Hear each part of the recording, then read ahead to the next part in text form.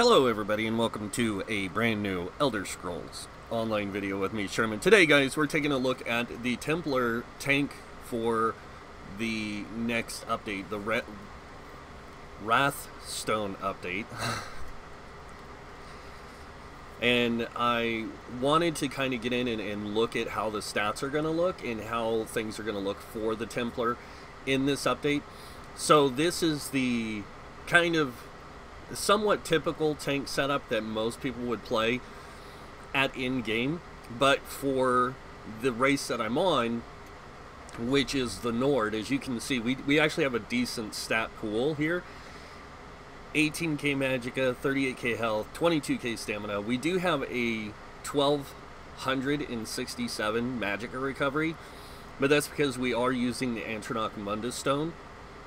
On the Nord, you don't need as much because they get such high resistances. You can reach the resistance cap pretty easily with them, and I'm not even using Lord Warden or anything. In fact, I am not using any monster set like that. I'm actually using Swarm Mothers, which is probably the best set a Templar can use because we don't have chains. This gives us a way to chain enemies and bring them to us without any cost. So it's the better setup playing a Nord Templar right now because of their high resistances and stuff. And this is running 5 Eben with Alkosh and then Swarm Mothers. And it really surprised me that how effective the Nord is this update with the tank. So as you can see, 38k health, that's really good. 22k stamina is a lot better than what we had last update. Most tanks were running about 19, 20k. So we're actually getting more stamina this update, and we're getting more max magicka by a small margin because of the food change with CP. So a lot better off. And this is also running 2 trirunes here with an infused with a magic recovery. Now, the reason I do magic recovery is because you don't want to have really, really low magic recovery with playing a Templar. Templars use a lot of magicka as it is. So trying to keep your stamina pool and your magicka pool, all that stuff going, you want to have a really high recovery. You want to have a really high pretty much everything, so that way you can mitigate a lot more damage and stuff. I hit the wrong button for my shield. I meant to just use the class shield, and I went up using the defensive posture shield too. So, but yeah, really powerful tank this update. In fact, I would even put it on par with the Dragon Knight to some degree, because the Dragon Knight does get better blocking capabilities, but the one thing that the Templar has that the Dragon Knight doesn't is it has a more powerful shield, a single shield. We don't have a group shield like they do, and we don't have a burst heal also like they do. So we have to play differently, and that's where our shield comes into play. We have to use a very high powerful shield. Now, I use Blazing Shield. A lot of people like to use the other one because it does give you a little bit more powerful. It gives you 2% more health than this in a shield. The thing that I like about the Blazing Shield is it does explode. And as you can see, when it explodes, it does 37% of the damage back to the enemies, along with proccing Burning Light, which is really powerful in this format. So not insanely powerful, but a little bit more powerful than on a Dragon Knight. Templars still are in a weird place when it comes to tanks because we don't have the burst heal. Like I said, we actually have to use something like meditation or deep thoughts to get our resources sometimes. But mainly it's to mitigate damage with this shield, because the more shields we have, the stronger the damage, the more damage we can mitigate. And now that shields are based on resistances, this is where the Templar tank really shines, is with its own shield and stuff. So, but I will tell you this: make sure your own shield is up first before you block. This way your own shield will take a majority of the incoming damage before the Psijic shield does. You don't want that Psijic, you don't want to be losing that Psijic shield really fast, so. But yeah, Templar tanks, really powerful. A lot more powerful than you might think they are. So, but yeah. So as you can see, I have a typical setup here. So I'm running Pierce Armor, Heroic Slash, Blazing Shield, Deep Thoughts, Absorb Magicka. This is for the block cost reduction, and then Reviving Barrier. The reason I use Reviving Barrier is mainly so I can get this one support passive here, where I get Magicka Aid, 10% magic recovery, while I'm on the sword and board bar. That way, because if I have my... Oops. If I have this up, and I use this, and then I pop a potion, and you can see, like, I can pretty much keep up my own shield almost indefinitely, because of the magic recovery I have. I have such a high magic recovery. You're not going to be sitting there spamming a lot of other abilities. A lot of this is situational, so it comes down to how you choose to use it. But we use a lot of, like I said, you use a lot of shields to mitigate damage as a Templar tank. So we do have aggressive Warhorn on the back bar, which is really good too. So as you can see, and the other reason why I have this ability here is because this gives us ultimate.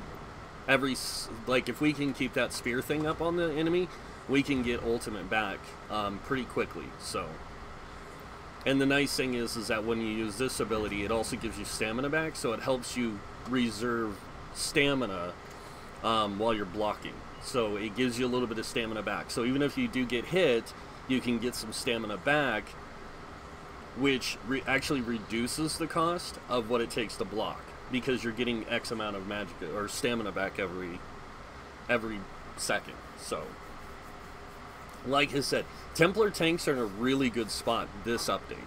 They were at Somerset, but this update, because of the racial stuff, especially the Nord is going to be really, really insanely powerful this update for the Templar. Now, I am going to switch races real quick because I do want to show you my thoughts with the other races and kind of go over them as well. Argonian, if you're looking for a good starter setup, Argonian is going to be the one that you're going to want to go with if you're looking for a good starter tank. And Argonians are very powerful, even as Templar tanks. Now, you can be a vampire as well. I didn't want to go through the process of leveling vampire and everything and getting all the stuff for it. It takes a long time, so... But you can be a vampire, and that does make you a little bit more... have a little bit more recovery and stuff, but you really don't need it. Not with the way this build is set up already. Still, again... same setup, but now we're going to have to go with Lord Warden. So when you go with Lord Warden, you're going to see that your resistances go up, but it's when you use this where things get better. Not quite as good as what we had with the Nord, but it's still close enough that it gives you a decent amount. And we haven't even done the racial passive, so let me go ahead and do the racials real quick.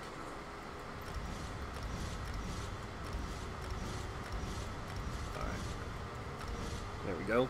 So there's the stats now. 20k magic or stamina. That's not too bad. It's a little bit less than the Nord, but we do have the resourceful passive, which gives us more resources back. And as you can see, our max magicka is actually a bigger pool now, and we get the magic recovery. So we actually can sustain better as an Argonian Templar because of that. Now, the thing is that because of the changes that we made just now, we're not going to be able to use the range taunt.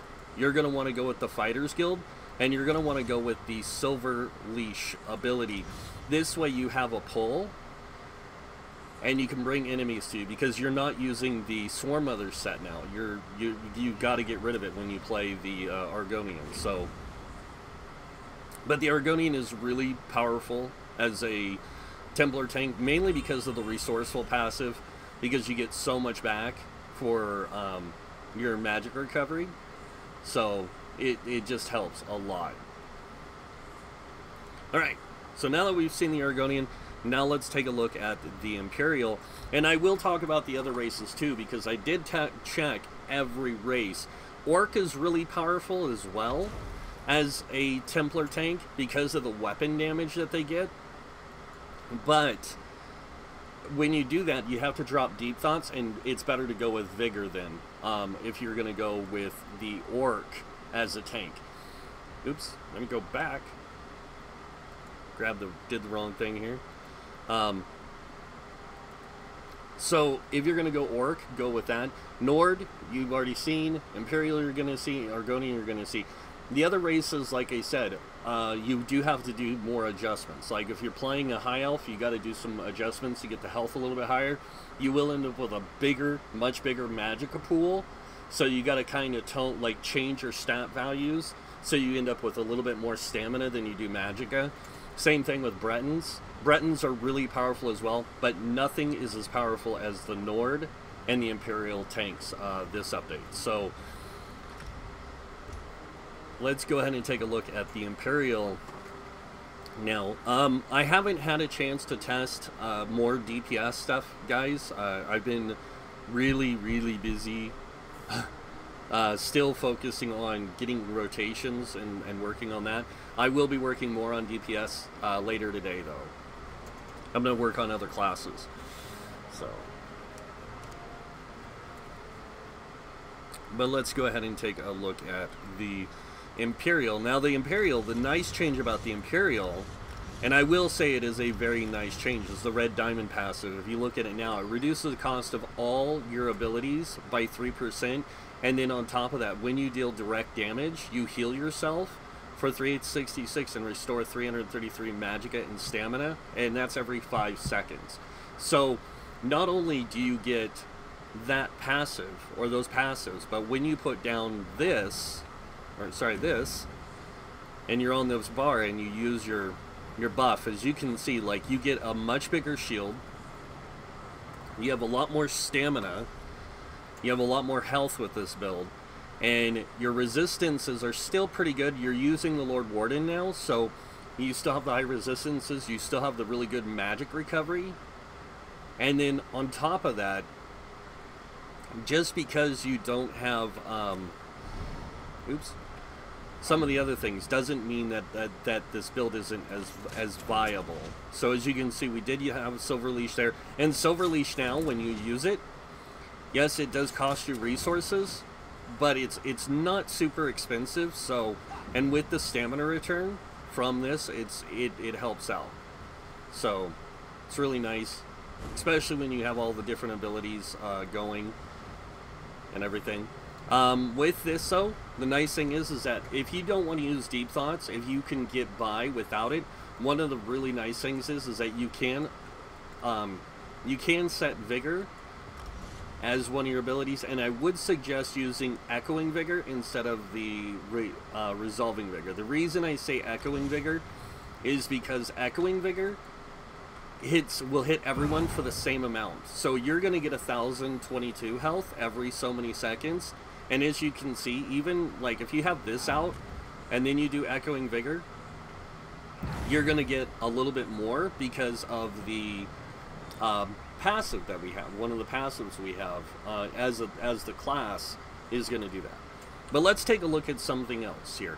Because we are a Templar, we get the Restoring Spirit, which reduces magicka, stamina, and ultimate cost by 4%. Now, with the Imperial, you get 3% across the board on all abilities. So everything is 7% less. All your abilities are 7% less magicka and stamina, including your ultimates.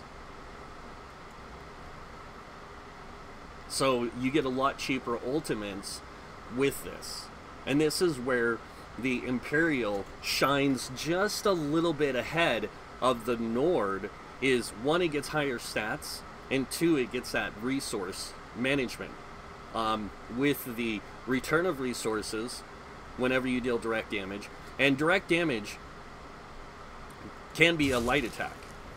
So you can see I just got my red diamond passive, and there I got red diamond. Anytime you deal direct damage, you're gonna get that red diamond passive to go off. So it's gonna save you resources on stamina, magicka, all that stuff every 5 seconds, along with the stamina you have coming in from this, along with your recovery and everything. You get a lot of resource return with this build. And it's really self-sufficient because you can almost keep this stuff up indefinitely. Now, red diamond is broken for the healing.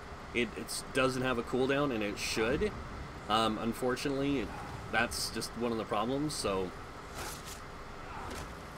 but as you can see, I mean, you can pretty much self-sustain on this build pretty easily.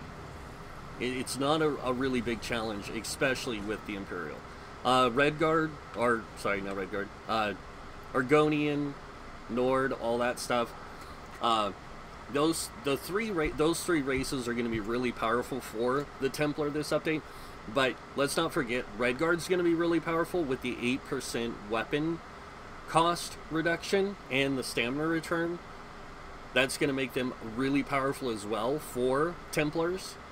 The Orc is going to make them really powerful. Dark Elves are going to be extremely powerful because of the weapon and spell damage they get, because that weapon and spell damage does apply to a lot of the abilities we're using. So that increase is going to help us not with sustaining, but with increasing our ability effects. So it's not so much we're trying to boost our damage, but it does boost other things. Like if you're using Vigor, for example, and you have a Dark Elf, that heal is going to be stronger because it's based off of weapon damage as well. Then when you use Ritual Retribution, it's going to be stronger because of the magicka spell damage. It's going to heal for more. So there's a lot of factors that you have to look at when playing certain races. So yeah, Templar is really in a good place this update. Now, I'm not going to say that they're as powerful as the DK, but they're almost on par with DK to some degree. DK does work a little bit easier if you're looking for an easier tank to play. Templar's going to take a little bit to get used to if you've been DK tanking a lot and you don't really play a Templar tank. Templar tanking does take a little bit to get used to, but it is a very powerful tank this update. Very powerful because of the new racial changes. So, yeah. I was actually tempted. Very tempted to make a Templar, Imperial Templar this update because of the changes and stuff. But yeah, just find the race that you like to play. That's the best thing to do, is find a race that you like playing and play it with the tank you want. I'm not saying that these are going to be like you have to play like the Nord or the Imperial or the Argonian. I'm saying that those are really good races, but a lot of the other races are really good as well. Breton's really good because they do get the 7% reduced cost in magicka, so that applies to their other stuff. The Orc, because of the health and stamina that they get, makes them really powerful as well. And then the weapon damage applies to that as well. And then when you look at like even a Khajiits get the 850 health, stamina, and magicka. So it plays really well with them as well. They're not, I'll be honest, they're not going to be as super powerful as the other races that I just showed you. But again, all races are viable as tanks. They all have their own niches, if you will, or niches. And with the Khajiit, the nice thing is that they get the stam, magicka, and health recovery. The health recovery is not so much a big deal, but it can be, it'll be a lot bigger when you see the difference here in a second. So I'm just going to go in here and do this. So you can see 370. Going to go do the racials real quick.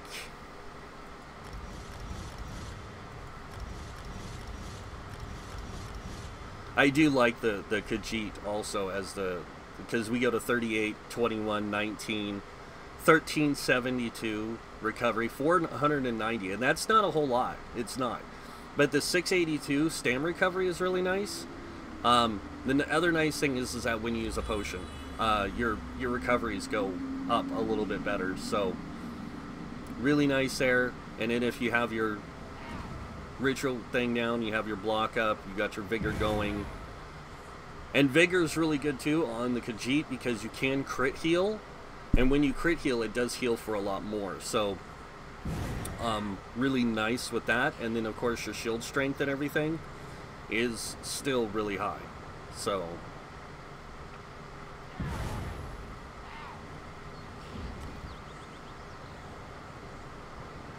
Templar tanks, man, let me tell you. This update. Rawr. That's all I can say, rawr. Because it's going to be, they're going to be good. It's going to be really powerful to play a Templar tank this update. Especially depending on what race you are, what class. Like Templar tanks, really powerful. DK tanks are really powerful. Nightblade tanks are kind of in a weird place right now. Sword tanks are really powerful. And then besides those ones, Wardens are also insane. That's all I can say. Like the Warden, DK, Templar, those are the top 3 tanks. DK definitely the top. Templar following second.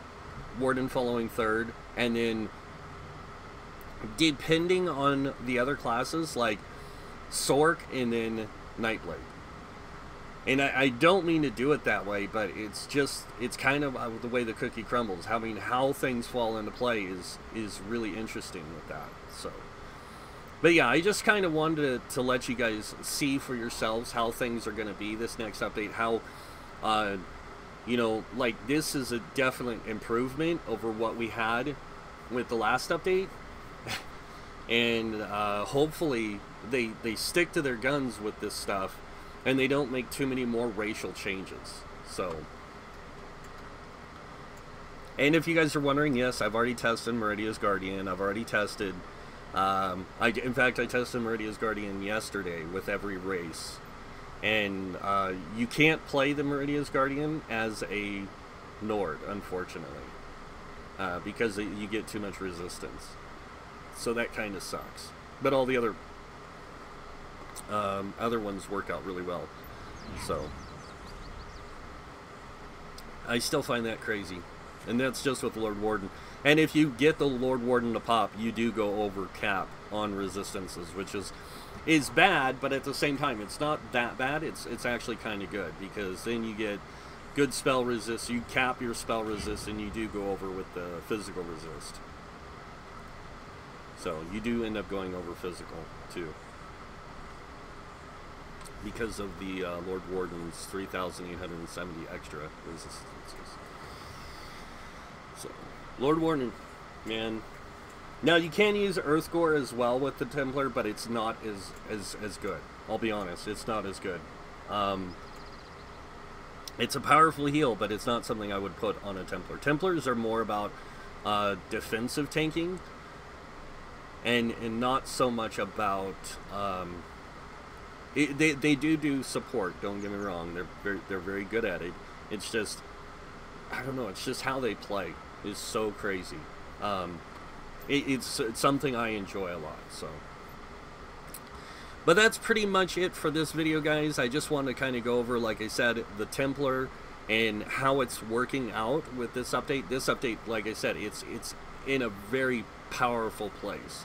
Probably the most powerful it's been in a long time, so. But yeah, Templar tanks, definitely up there. Alright, so, you guys know what's coming next. If you guys like this video, hit that like button. If you guys want to see more videos by me, you can subscribe. Other than that, I want to thank you all for watching. Until next time, have a wonderful day. And this guy might see you in game. Bye.